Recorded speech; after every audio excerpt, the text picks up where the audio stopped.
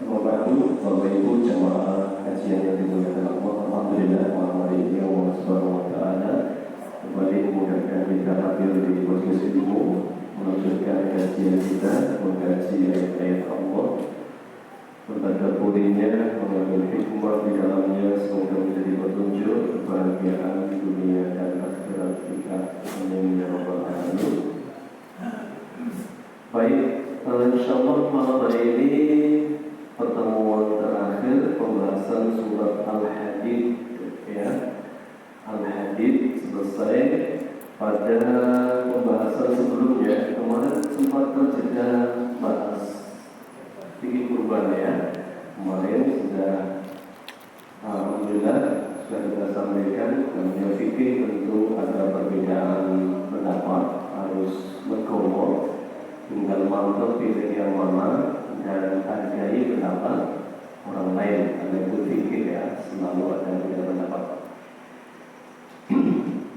Terakhir ayat ke-25 ini saya sampaikan kembali akan nyambung. Ayat ke-25 membahas tentang Al-Hadid sesuai dengan nama surat yang kita kaji, ya.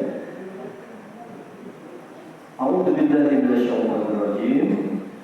Laqad arsalna rusulana bil bayyinati wa anzalna ma'ahumul kitaba wal mizana liyaquma an-nasu bil qist.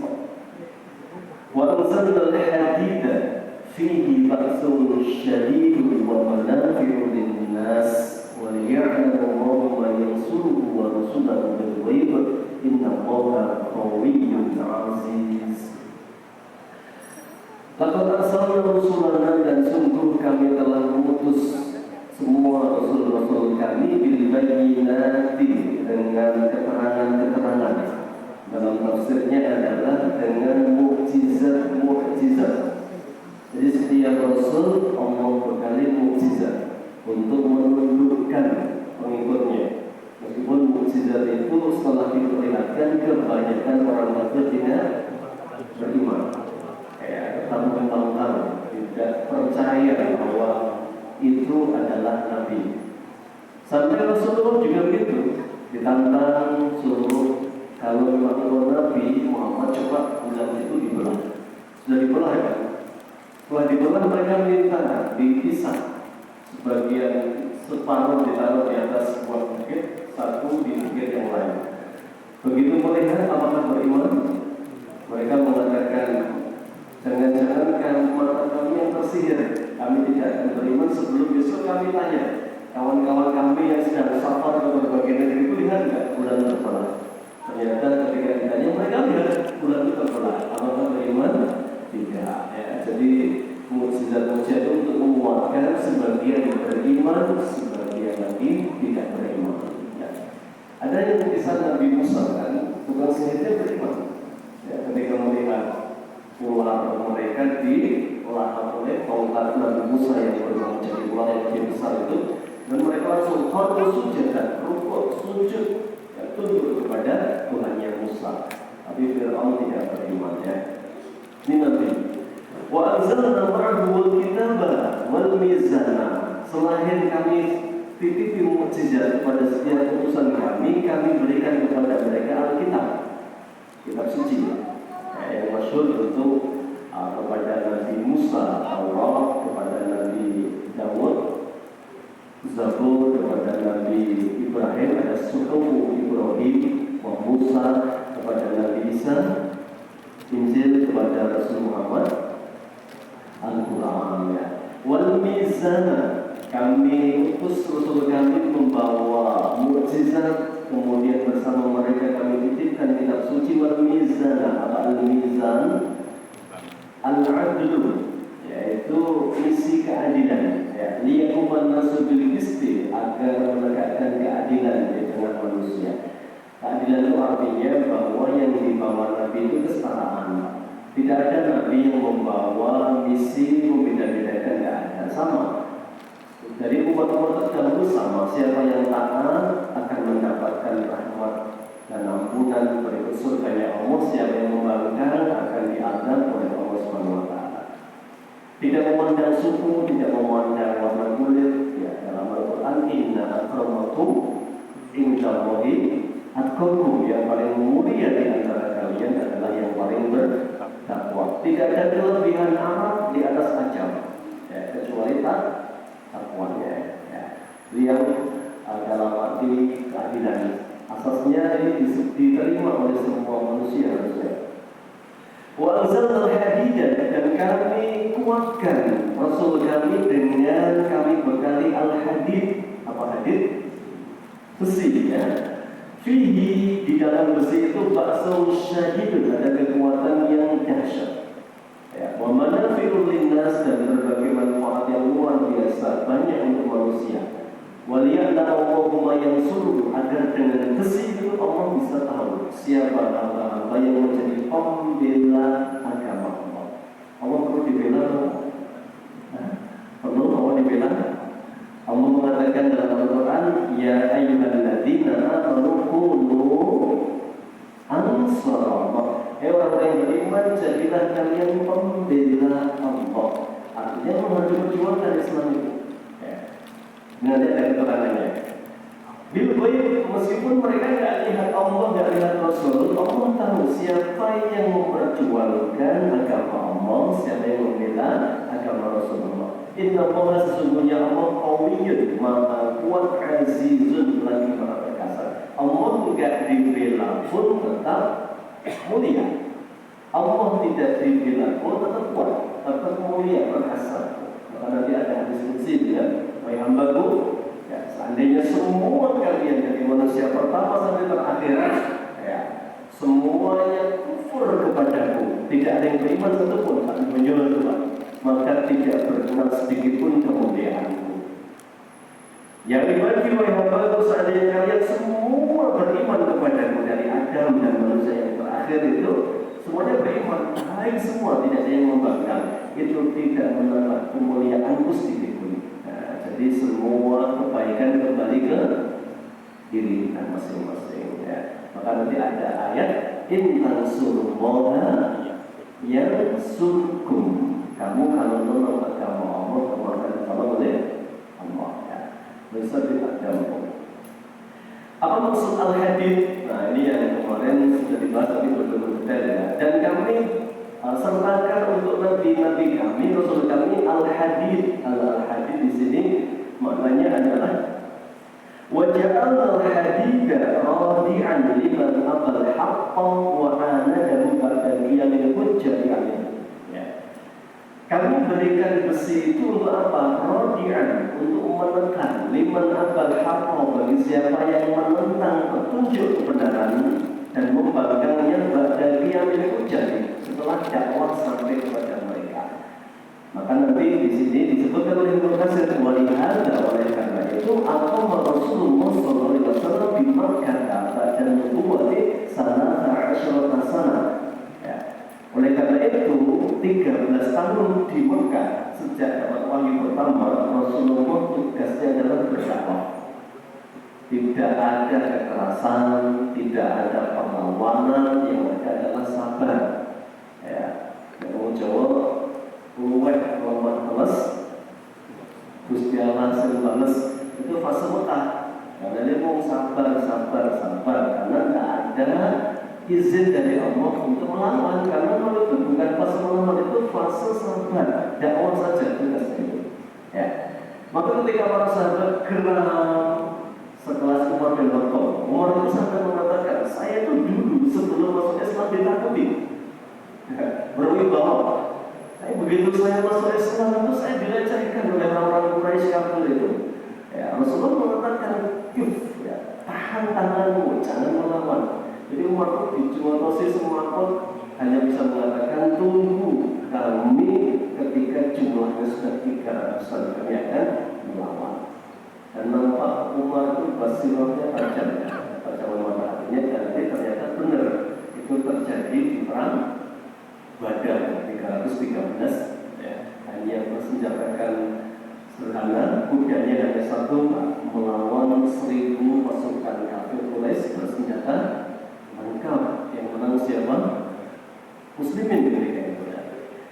Rasulullah juga hari-harinya penuh derita di dalam dakwah di Madinah itu, di Mekah, gitu ya. Tapi begitulah Allah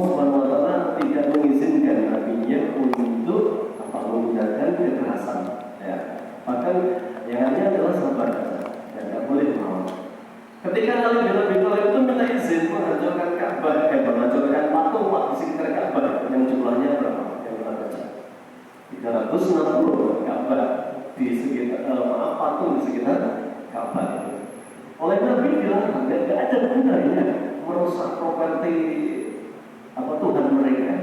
Selama mentalnya belum mengakui bahwa Tuhan itu adalah Allah, begitu dirusak mereka akan buat yang lebih besar lagi Maka paling penting adalah menentukan pikiran bahwa ada sesembahan selain Allah yang harus ditunjukkan. Maka benar nanti setelah mereka masuk Islam, mereka sendiri yang merusak atau sesembahannya tanpa diperintah oleh Rasulullah SAW. Ya. Jadi besi itu untuk apa tadi? Untuk menekan, untuk melindungi. Nah, jadi dalam posisi jihad itu Pak, nanti ada 4 fase namanya ya.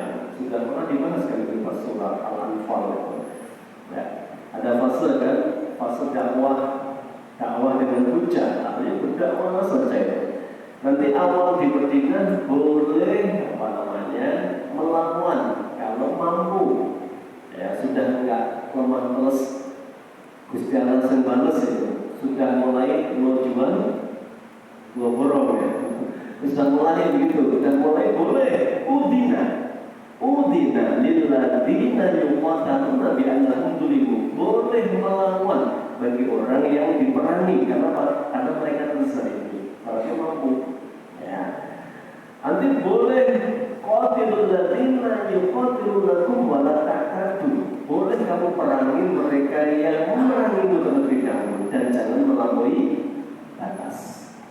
Sampai nanti akhirnya perang itu faidah samsul asyurul hurum. Nanti setelah surat Al-Hadid ayat surat berikutnya namanya surat Muhammad.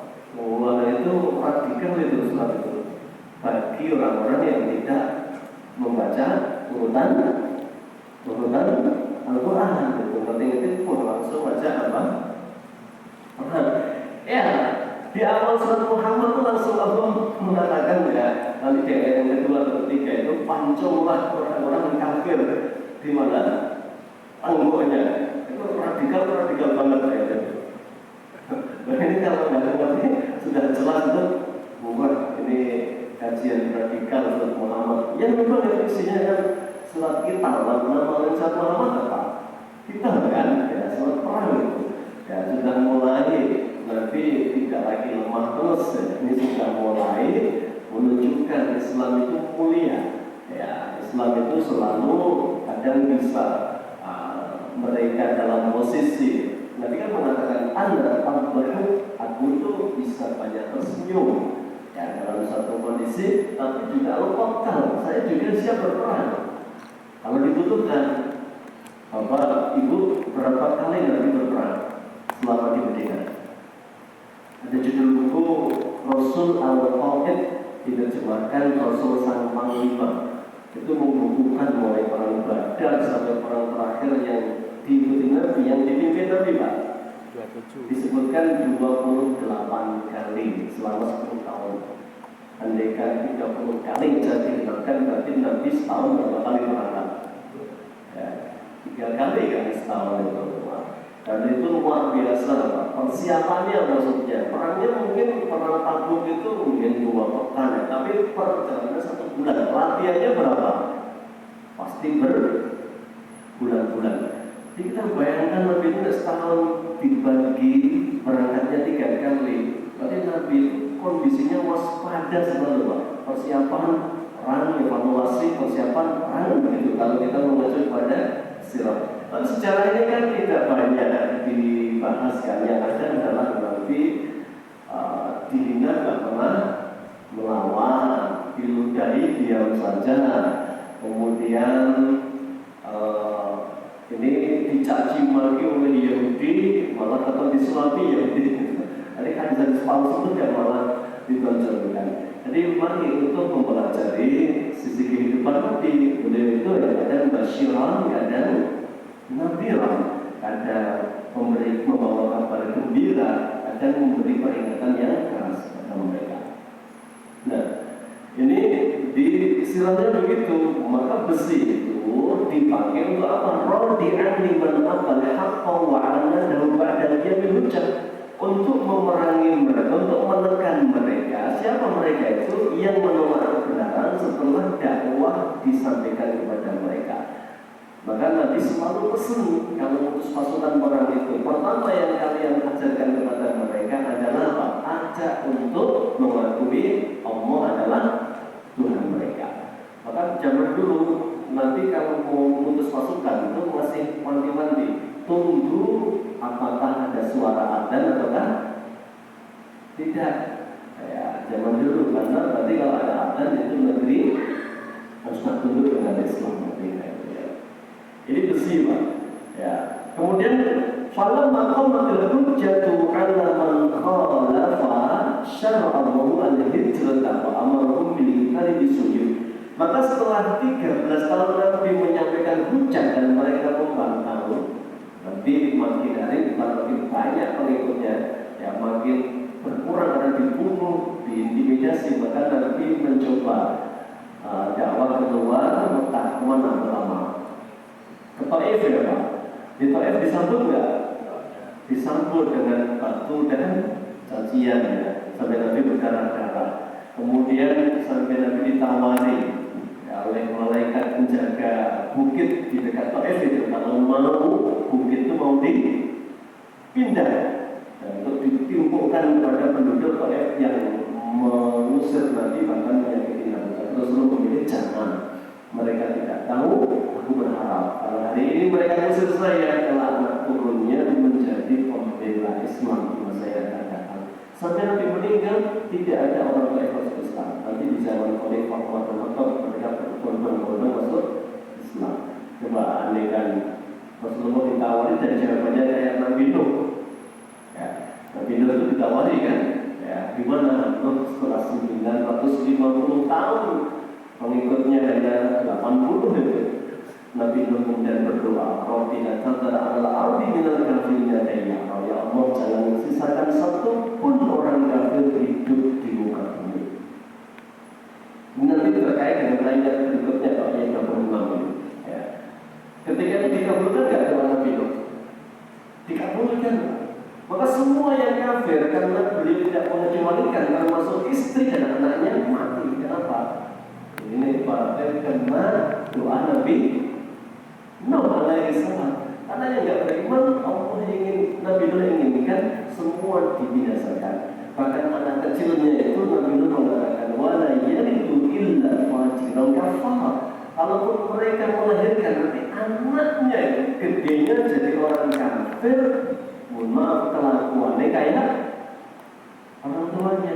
Terus makanya nggak tersisa, semua mati semua. Maka nanti Nabi Nuh itu disebut oleh para ulama Abdul Bashar Al-Thani. Apa ya? Abdul Bashar itu siapa? Bapaknya manusia siapa? Adam. Bapak kedua manusia itu adalah Nuh. Kenapa? Karena ketika dunia itu dihantam banjir, semuanya mati kecuali 80 orang termasuk Nabi Nuh. Dan kelak yang naik bahtera itu tidak ada yang punya keturunan kecuali Nabi Nuh alaihissalam. Ada 3 putra beliau, ya, Ham, Syam, Yafid ketika itu. Nah, nanti semua orang itu termasuk kita yang itu, ya, itu diurut itu dari 3 ini, bisa Ham, Syam, Yafid itu. Termasuk nanti Nabi setelah Nuh, siapa? Adam, Idris, Nuh, Hud, Soleh, Ibrahim, Lut, Ismail. Itu semua dari keturunan Nabi Nuh. Karena terputus, ya, selain Nuh tidak ada yang punya keturunan. Dalam riwayat dikatakan begitu. Maka nanti ayat yang ke-26 itu Allah berfirman, dan kami telah mengutus Nuh dan Ibrahim, dan kami jadikan dari keturunan keduanya nubuwah, kenabian dan kitab. Itu maksudnya adalah manusia berhenti nasabnya sampai Adam, berhenti di Nabi Nuh. Kenapa? Nanti setelah bumi dihancurkan tidak ada yang punya keturunan kecuali Nuh alaihissalam. Ya. Kembali ke tadi fungsi besi tadi, ya. Maka setelah dakwah Nabi ditolak, kemudian Allah perintahkan hijrah. Ya. Wa amaruhum bil Madinah ada syariat namanya kita lawan kita. Perang bisuyufi, apa dengan suyuf? Pedang. Ya. Wa bil riqab wal ham liman khalaqa al-Qur'an wa ghadaba bihi wa anadahu. Artinya hadis itu zaman dulu ya jadi pedang, jadi tombak, jadi anak panah, termasuk jadi apa? Baju besi. Nah, itu maksudnya hadis secara definisi pertama. Definisi kedua, wa manafi'un linnas, itu untuk kebutuhan hidup manusia. Ya, seperti apa? Zaman dulu karena zaman pertanian, Pak. Ya buat pacul, buat apa? Arit, buat kaksun itu apa? Faksun itu kampak, ya. Kudung itu apa sih? Kudung itu disebut Rasulullah, Nabi Ibrahim itu disunat pakai kudung. Kudung itu apa? Kampak. Jadi Nabi Ibrahim itu sunatnya pakai kampak. Jangan bayangkan dengan kita kalau apa dari riwayat begitu, dari itu soalnya nggak tahu caranya gimana ya, terus hadis soalnya itu kita wajib percaya, maka kita itu wajib lagi muslim ya. Kalau ada mu'alaf itu diperkenalkan untuk kita meskipun sudah tua. Wal minsyar, dan gergaji dan berbagai alat-alat yang menopang kehidupan manusia. Nah, ini hadis, Pak. Kalau hari ini ya sepeda motor, mobil, traktor, semua alat transportasi mesti ada bahan baku apa? Besi ya. Hadis memenuhi linnas ya. Waliya'lamu ma yasuhu, dan agar Allah mengetahui dengan besi itu siapa yang mau berjuang. Memang zaman dulu besi itu luar biasa ya, sebagai fungsinya untuk melindungi dakwah kepada Allah Subhanahu wa taala. Ya, kita tidak bayangkan, makanya Nabi itu berdoa dalam perang Badar. Apa doanya Nabi? Allahumma intuhlik hadhil isobatu lam tubatil ardi abadan. Ya Allah, kalau sampai isobat pasukan yang saya bawa ini tidak engkau beri kemenangan, atau sampai pasukan ini kalah, lam tubatil ardi abadan, engkau tidak akan pernah disempat selamanya sampai hari kiamat. Itu artinya kalau itu pasukan itu kalah, ya sudah, Islam sudah tidak ada. Karena nabinya meninggal, Abu Bakar meninggal, Umar meninggal, Utsman meninggal, Ali meninggal, sahabat-sahabat hebat itu hampir semua di orang Badar meninggal semua, dia kan tidak menang. Maka oleh Allah ditolong dengan diberi kemenangan. Artinya tanpa besi, tanpa perang itu kita tidak akan ada hari ini kan. Karena ketika Islam tidak ada, berarti kan ketika nabinya kalah, berarti nggak ada Islam di saat-saat berikutnya, meninggal nabinya. Baik, itu terkait dengan hadis. Nah, ini sesuai dengan nama suratnya. Jadi hadis itu lebih kepada yang pertama adalah tadi ya, kekuatan pedang, tombak dan sebagainya zaman dulu untuk membela dakwah. Jadi panjenengan tahu Islam mulai disegani itu ketika perang Badar menang. Untuk orang ibaratnya itu kalau taruhan itu kalah Badar takut, karena di luar prediksi semua itu. Semua mengatakan Muslim mesti kalah. Oh, tidak masuk akal. Cuman yang pakai baju perang itu satu orang. Ya, yang pakai kuda satu orang. Ini tidak bin Amr. Rasulullah laku cengar bertiga.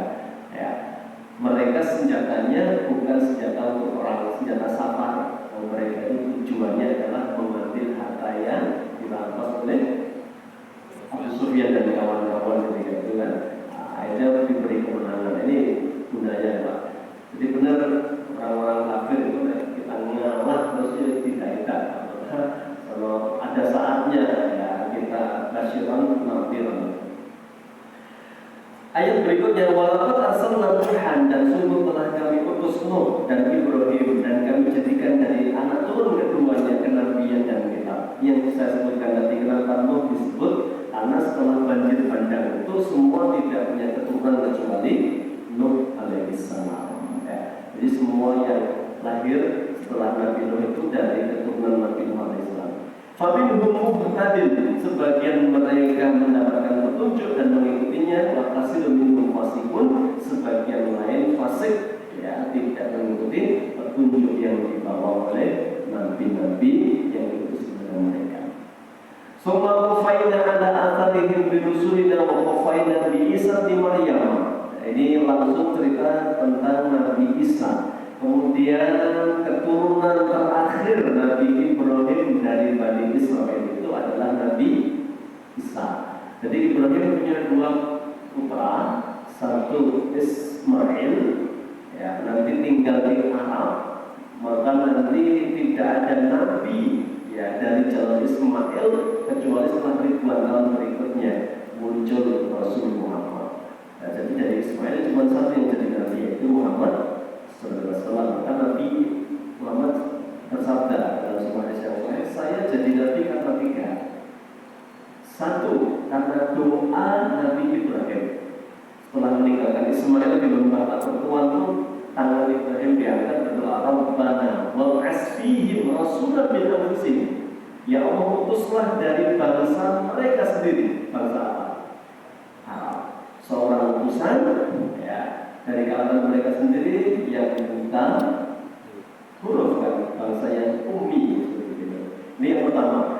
Yang kedua, karena kabar yang disampaikan kepada bundaku ketika melahirkan. Jadi ketika Rasul Muhammad lahir itu ada cahaya keluar dari rahim bundanya, kan, yang menyinari sampai ke negerinya Isra di Jurus ketika itu. Artinya itu kabar bahwa Isra akan ditaklukkan oleh seorang nabi akhir zaman.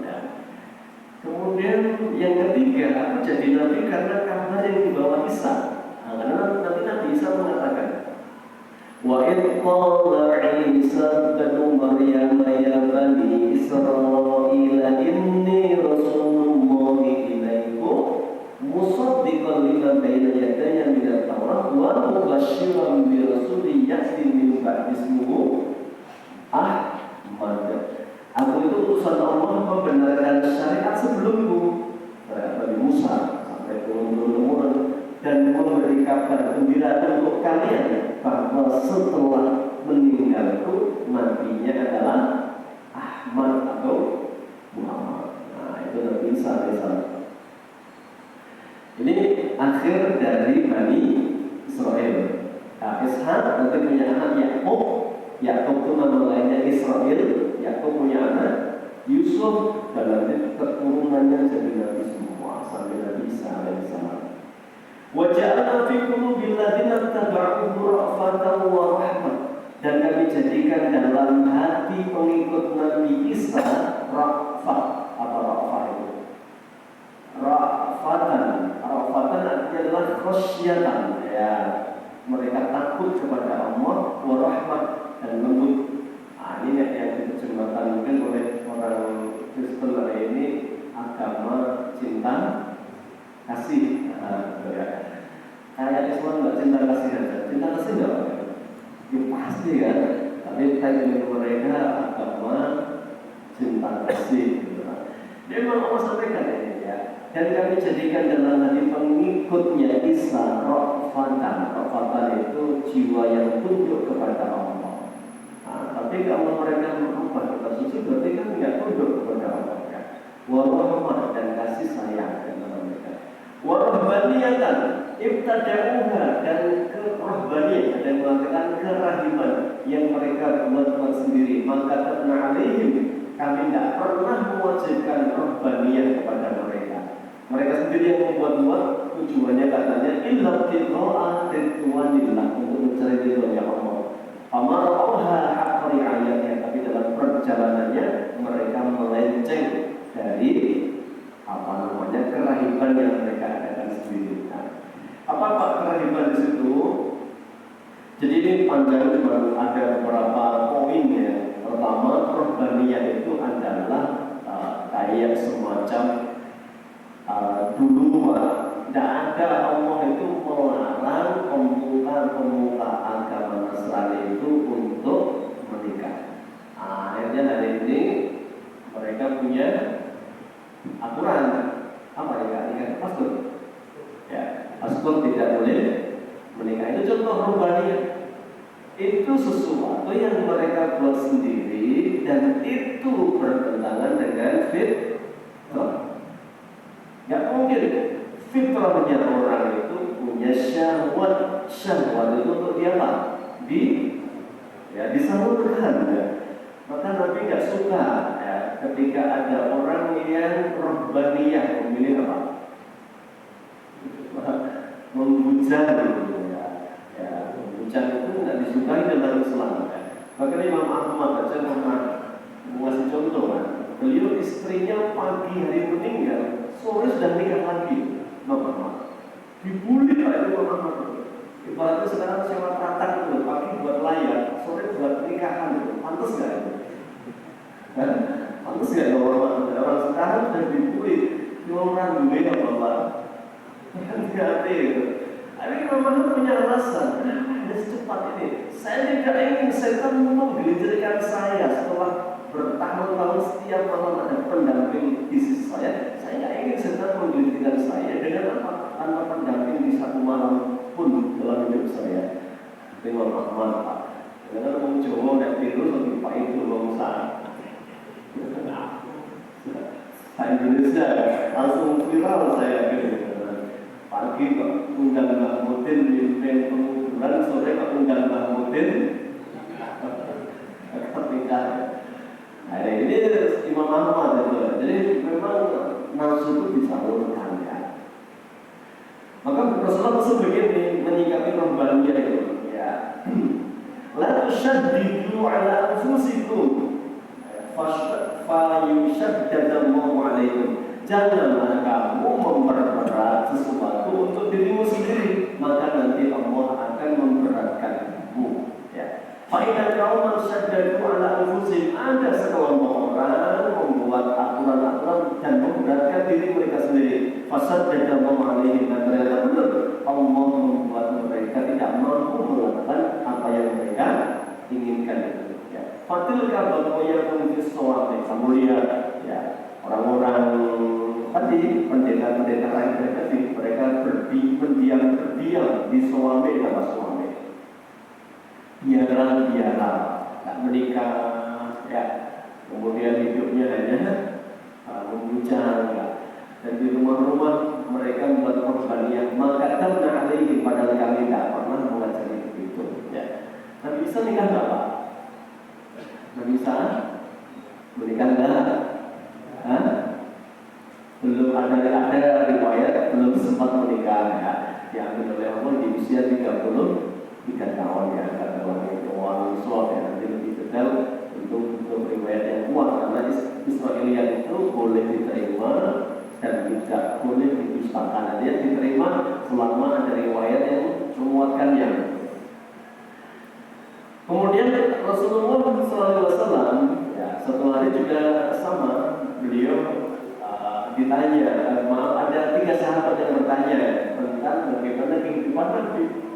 Ya, mereka bertanya bagaimana qiyam malamnya Nabi Sallallahu Alaihi Wasallam. Aisyah menjawab, karena Nabi Sallallahu Alaihi Wasallam yang terhormat maupun dari Isya wal hadis sepada adalah Nabi Sallallahu Alaihi Wasallam kalau malam itu beliau tidak suka tidur menjelang Isya dan beliau tidak suka bergadang setelahnya. Jadi Nabi itu prinsipnya kalau tidak ada kepentingan apa tidur, ada kepentingan. Kemudian beliau yang kulis walair dan beliau bangun di tengah malam. Ya, Rasulullah. Kemudian beliau sholat sampai sepertiga malam. Ya. Kemudian beliau tidur sejenak menjelang subuh. Begitu ada pertama beliau tidur Rasulullah. Itu Rasulullah. Ada sahabat bicara itu malah pengen sholat sepanjang malam, katanya pengen Rasulullah aja. Rasulullah aja sholatnya cuma nggak full, kenapa? Dia sudah diampuni semua dosanya. Nah saya nggak ada jaminan, berarti saya harus lebih panjang dari Nabi sholatnya. Tujuannya bagus Pak. Itu salah satu ruhbaniyah yang dilarang, karena ada hak untuk tubuh, ada hak untuk istri kita, ada hak untuk Allah. Ya, ini dulu makanya Abu Darda itu ya biasa sampai istrinya malas berdandan. Ya. Suatu hari ada sahabat berkunjung, tegur, kamu di rumah kok sah-sah Pak? Ya ada yang ngomong dan sebagainya. Dasar semua. Ya. Artinya nggak menarik itu. Kamu kok begitu? Kenapa nggak berhias untuk suamimu? Kan kebetulan Salman Al-Farisi itu dipersaudarakan dengan Abu Darda. Karena dipersaudarakannya sering ke rumahnya. Bahkan itu saling mewarisi Pak sebelum ada turun ayat tentang waris itu. Buat apa saya dan Abu Darda itu tidak pernah menyentuh saya sama sekali. Apa benar itu? Iya, tidak percaya nanti minumlah di rumah. Benar Pak? Abu Darda itu Isya selesai pulang, baru itu sebentar sekali sudah sholat malam. Nah, maka diomongi sama siapa? Sama Salman, masuk kamarmu lagi, subuhnya masih lama. Dia kan keluar kamar, tinggalkan istrinya, ingin sholat itu ditegur. Tengah malam bangun lagi, suruh Abu Darda sama Salman masuk kamarmu lagi. Ya, ada istrimu, nanti subuhnya masih lama. Begitu sudah masuk sepertiga, malah baru anak sekarang bangunlah munajatlah kepada Tuhan. Abu Darda tidak terima Pak, karena dia biasanya sholat sepanjang malam itu. Kemudian waktu sama Rasulullah kan, pagi harinya itu. Ya. Rasulullah manggil Salman, benar. Ya, ceritanya begitu. Maka akhirnya dia cerita Salman begini kebiasaan Abu Darda ya Rasulullah diceritakan. Kata Rasulullah Shaddaqa Salman. Wah Abu Darda. Salman yang berdiri dalam hal ini memang untuk Allah ada hak, untuk tubuhmu ada hak, untuk istrimu juga ada hak. Jadi Islam itu tidak suka orang banyak. Yang kedua, tanya bagaimana siapnya Nabi. Nabi menyampaikan sebaik-baik siap adalah siapnya Nabi Daud, ya. Tetapi Nabi sering berpuasa Senin dan Kamis. Orang ini mendengar bahwa Nabi yang sudah diampuni oleh Allah wajar cuma puasa Senin dan Kamis. Dan saya nggak ada jaminan ampunan. Saya harus berpuasa sepanjang tahun, nggak berhenti berpuasa. Ya. Yang satunya lagi, bagaimana kehidupan rumah tangga Nabi adalah Nabi kalau sudah masuk rumah, masya Allah, Rasulullah sudah masuk rumah menjadi suami yang paling romantis. Sampai Nabi mengatakan khiyarukum li ahlihi. Yang terbaik di antara bapak ini adalah yang paling romantis kepada istrinya, dan aku yang paling romantis kepada istriku. Rasulullah itu Pak, Masya Allah, Aisyah karena badannya kayak kecil, yang ompa saja Nabi sampai nunduk, kemudian kakinya diangkat, dengkulnya Nabi ini buat apa? Tangga dijaga untuk naik ke onta. Ada nggak penting banget Aisyah itu badannya? Nabi sudah capek-capek dari luar kota itu, Aisyah cuma maju pengen apa? Nonton budak-budak latihan perang. Ya. Apa yang dijalani oleh Nabi? Ya diikuti itu. Sampai Aisyah bosan, baru Nabi masuk rumah. Ya. Padahal kesel lupa itu. Habis luar kota. Ini Nabi Pak. Lalu melihat begitu tuh Pak sahabat malah ngomong, saya nggak mau nikah.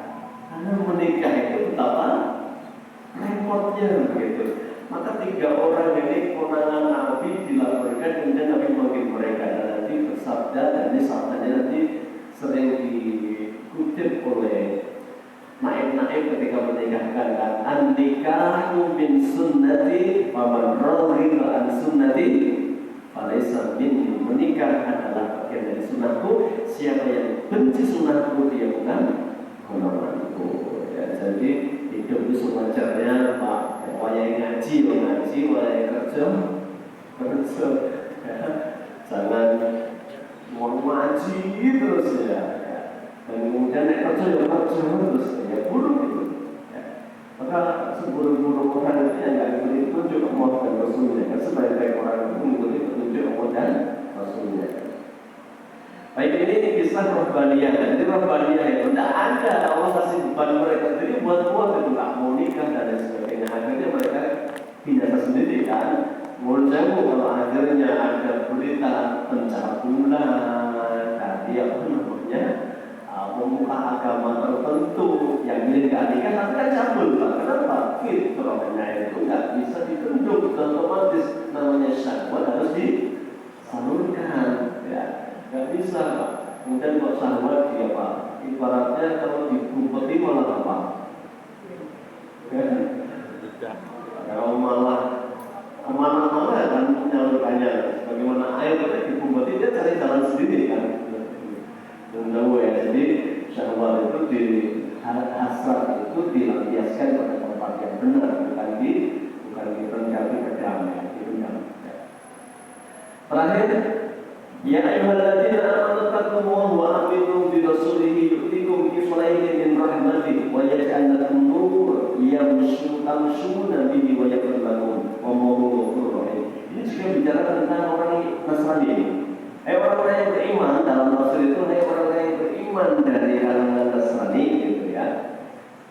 Bertakwalah kepada Allah, berimanlah kepada Rasulnya, kalian akan diberi 2 kali pahala. Ada keterangannya, apa maksudnya 2 pahala itu? 1 pahala di sini amal Nabi pahala karena mengikuti syariat nabinya siapa?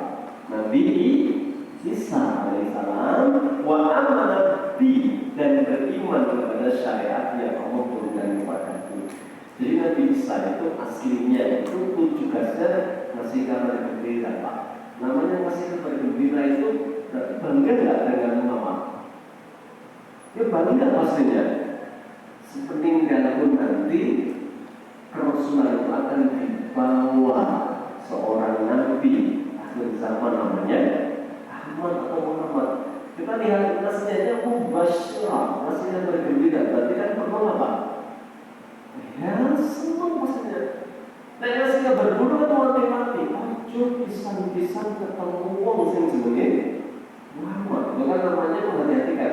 Ini ada bergembira, berdoalah, bersegeralah, minta kepada Allah agar dipertemukan dengan orang terbaik akhir zaman Muhammad Sallallahu Alaihi Wasallam. Kan begitu narasinya kan kabar gembira itu disampaikan dengan penuh semangat dan senang.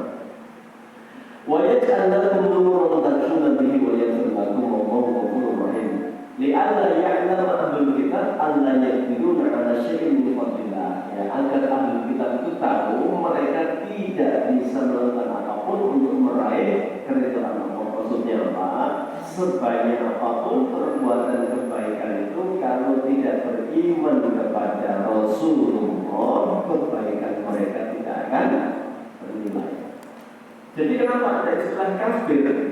Kafir itu dari kata kafara, kata artinya menutup. Ya.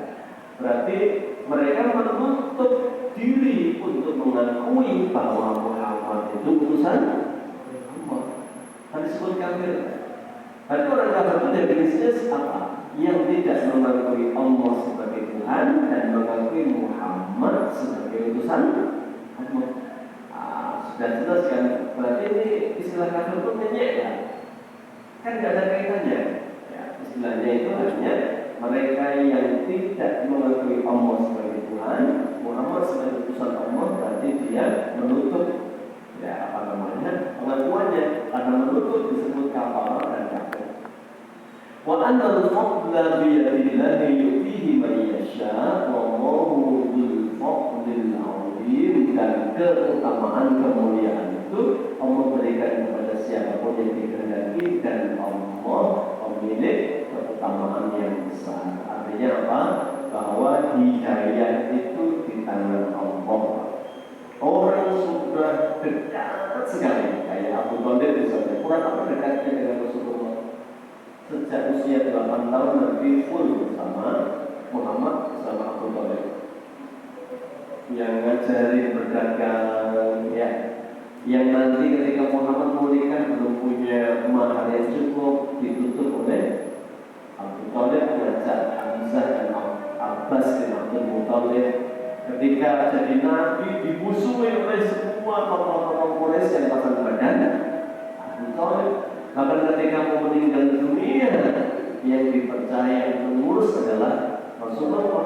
Dan begitu Rasulullah mengajak Abu Thalib untuk masuk Islam, Allah tidak menghendaki ternyata. Makanya Rasulullah menyesal, sedih, tapi Allah menegur menggunakan salah firman-Nya, innaka la tahdi man ahbabta. Kamu tidak bisa kasih petunjuk kepada orang yang kamu cintai sekalipun, walakin Allah yahdi man yasha, tetapi hanya Allah yang bisa memberi petunjuk kepada siapapun yang dikehendaki. Maka besok Bapak Ibu, ucapan penghuni surga itu alhamdulillahilladzi hadana nihada walaupun mereka dia yang lainnya. Intinya adalah sebanyak apapun harta, kekayaan, amalan yang disumbangkan, diberikan di dunia ini, kalau mereka tidak punya kuncinya la ilaha illallah Muhammad Rasulullah, tidak akan sampai kepada Allah Subhanahu wa taala. Selesai alhamdulillah pembahasan tadabbur surat Al-Hadid. Berikutnya surat Muhammad. Habis sudah saya prologi ya Pak. Ini kencang surat Muhammad ya. Surat kita apa kita? Perang ya. Terus ini kalau menurut tafsir harus tafsir radikal ya. Jadi surat memang surat Muhammad itu sebenarnya baca ayat pertama sudah alladzina kafaru wa saddu an sabilillah, orang-orang kafir dan dia melawan dakwah, menjauhkan manusia dari jalan Allah, mereka akan diperangi. Bahkan Allah itu mendetailkan, merangi tidak hanya merangi, maka apa namanya pukul apa tangkupnya itu. Jadi ternyata kalau dalam tafsir itu kenapa sih hukuman kisos apa namanya pembunuhan itu dipukul tak kesengkoknya ya, kenapa? Ini yang paling cepat, tidak menyakiti, ibaratnya langsung rezeki alam tanpa kesakitan. Ini ya, pokoknya hukum Islam itu yang paling manusiawi ya. Ditembak sakit, digantung ya, pojok-pojok kan ya, diracun ya sakit. Islam membunuh, pancung itu memang untuk apa? Mempercepat ya, arti kematiannya ya. Dan itu kalau tidak dipahami dengan baik, secara itu berpotensi salah paham. Makanya harus kuat belajar di Islam itu agar fondasinya kuat, tahu ini terkait apa, asbab nuzulnya apa. Kita akhiri dengan kafatul majlis.